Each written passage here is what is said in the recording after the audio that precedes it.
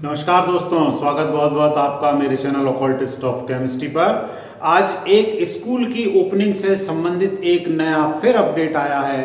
अब आप लोग भी सोच रहे होंगे यहाँ वो वाली स्थिति हो रही है, तारीख पे तारीख मिलती रही मगर इंसाफ नहीं मिलता। वो स्थिति कुछ हो रही है, रोज तारीख पे तारीखें बढ़ती जा रही हैं स्कूलों के संदर्भ में। लेकिन क्या करें भाई, परेशानी ही ऐसी है।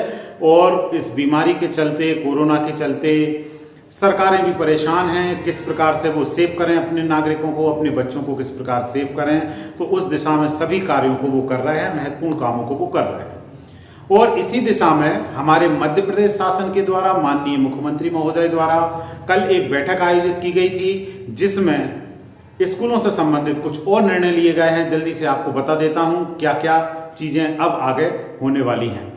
तो साथियों, शुक्रवार 4 दिसंबर को एक बैठक आयोजित हुई। माननीय मुख्यमंत्री महोदय, हमारे माननीय शिक्षा मंत्री महोदय और हमारे शिक्षा विभाग के महत्वपूर्ण अधिकारी, वरिष्ठ अधिकारी इसमें उपस्थित रहे और इसमें कुछ डिसीजन लिए गए हैं।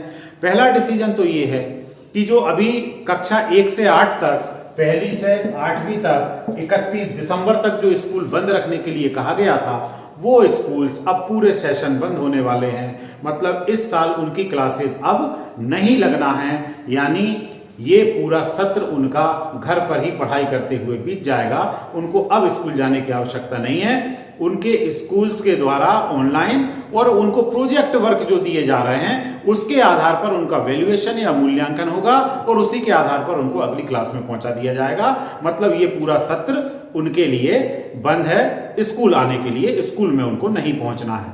और जो नया सत्र होगा, नया एजुकेशन जो शिक्षा सत्र है, वो 1 अप्रैल 2021 से प्रारंभ होने वाला है। इससे पहले उनका आंतरिक मूल्यांकन, प्रोजेक्ट के आधार पर मूल्यांकन कर लिया जाएगा और अगली क्लासों में उनको प्रोन्नत कर दिया जाएगा, प्रमोट कर दिया जाएगा और 1 अप्रैल से विधिवत उनका नया सत्र प्रारंभ होगा। तो उम्मीद करते हैं कि 1 अप्रैल तक कोरोना वैक्सीन भी आ जाएगी और उसका जो इम्प्लीटेशन होना है वो भी ग्राउंड लेवल पे चालू हो जाएगा और काफ़ी हद तक हम इस बीमारी से दूर हो चुके होंगे। और हमारे जो बच्चे हैं, पहली से 8वीं तक के छोटे बच्चे होते हैं, उनके स्वास्थ्य पर कोई विपरीत असर ना पड़े, ये सरकारों की भी चिंता है। तो वो चिंता भी हम लोगों की कम हो जाएगी। तो 1 अप्रैल से उस सत्र को शुरू किया जाएगा। दूसरी महत्वपूर्ण बात, इस सत्र से, अभी जो सत्र गया है, इस सत्र से मध्य प्रदेश शासन ने यह निर्णय लिया था कि कक्षा 5 और 8 की जो परीक्षाएं बोर्ड परीक्षाओं के रूप में होनी थी वो, लेकिन फिलहाल इस सत्र भी वो स्थगित हो गई और अभी इस सत्र भी वो स्थगित ही रहेंगी। 5वीं और 8वीं की जो बोर्ड परीक्षा है वो इस वर्ष भी नहीं होना है। प्रोजेक्ट वर्क के आधार पर ही उनका वैल्यूएशन भी हो जाएगा और अगली क्लासेस में उनको प्रमोट कर दिया जाएगा। तो ये तो बात हो गई पहली से 8वीं तक की। अब 9वीं से लेकर 12वीं तक जो हमारा हायर एजुकेशन का लेवल होता है, तो उसमें भी ये बात बिल्कुल स्पष्ट कर दी गई है कि 10वीं एवं 12वीं की बोर्ड परीक्षाएं इस वर्ष होना ही है। 10वीं एवं 12वीं की बोर्ड परीक्षाएं होंगी।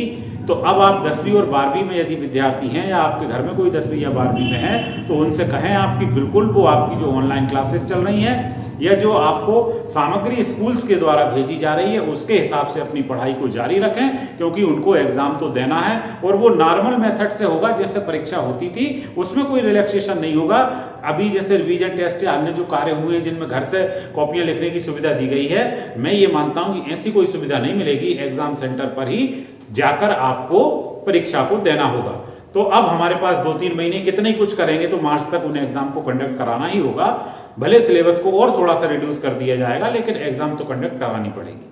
तो ये अपडेट हो गया किसके लिए, 9वीं से लेकर 12वीं तक के लिए। अब चूंकि 10वीं और 12वीं की परीक्षाएं होना है, तो 10वीं और 12वीं की क्लासेस लगाना भी जहां तक संभव है कि 31 दिसंबर के बाद 10वीं 12वीं की कक्षाएं रेगुलर बेसिस पे प्रारंभ हो जाएंगी।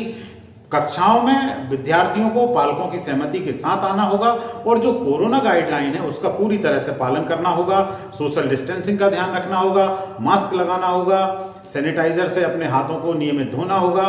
तो ये सब चीजें आपकी आदत में आ गई हैं। जिनकी नहीं है वो इन सब चीजों को व्यवहार में लेकर आए, प्रैक्टिस में लेकर आए, क्योंकि संभवतः जनवरी में आपकी क्लासेस लगेंगी और आपको इन सब चीजों को पालन करते हुए, लेकिन समय इतना नहीं होगा कि आपके पूरे सिलेबस को क्लासरूम में बिठाकर कर दिया जाए। तो हम लोगों के द्वारा, मेरे द्वारा भी यूट्यूब के माध्यम से निरंतर पिछले कई माह से मैं अपने बच्चों को, स्पेशली 12th वाले बच्चों को ऑनलाइन क्लासेस भी दे रहा हूं और उनको तैयारी के लिए वीडियोस भी पहुंचा रहा हूं, तो आप लोग इन वीडियोस से तैयारी करते रहें, उनको देखते रहें, जो आपके डाउट्स हैं उनको रफ कॉपी में नोट करते रहें, और जब आप यहाँ आएंगे तो आप हमसे उनको दूर कर लेना, या जो भी टीचर्स हैं उनसे मिलकर दूर कर लेना, ताकि आपके डाउट्स क्लियर हो जाएंगे और आपकी सिलेबस की तैयारी हो जाएगी। अब 9वीं और 11वीं कक्षा 9 और 11 इनके लिए भी आंशिक रूप से स्कूलों में बुलाने पर विचार चल रहा है, और डिसीजन क्या होता है ये हमको कुछ दिनों बाद मिल जाएगा। तो आंशिक रूप से बुलाने से तात्पर्य ये होगा कि हफ्ते में 1 दिन या 2 दिन इनको कुछ समय के लिए अलाउ किया जाएगा, ताकि ये अपने डाउट्स को क्लियर कर सकें। तो डाउट्स को क्लियर करने के लिए स्कूल आ पाएंगे, लेकिन भाई डाउट्स को क्लियर करना है तो पहले डाउट्स तो बनाओ। डाउट्स कब आएंगे? जब आप पढ़ना शुरू करोगे। तो यदि आप घर पे पढ़ाई कर रहे हैं तो ही आपको डाउट्स आएंगे। यदि आपने किताबों को बंद करके बांध कर रखा हुआ है तो डाउट्स कहां से आएंगे? तो आप लोग, आपको जो भी मटेरियल प्रोवाइड हो रहा है उससे अपनी जो पढ़ाई है उसको जारी रखें, जो डाउट्स हैं उनको क्लियर आप कर लें। बहुत बहुत धन्यवाद। अभी तक यदि चैनल को सब्सक्राइब नहीं किया है तो जरूर कर लें, बेल आइकन को प्रेस कर दें।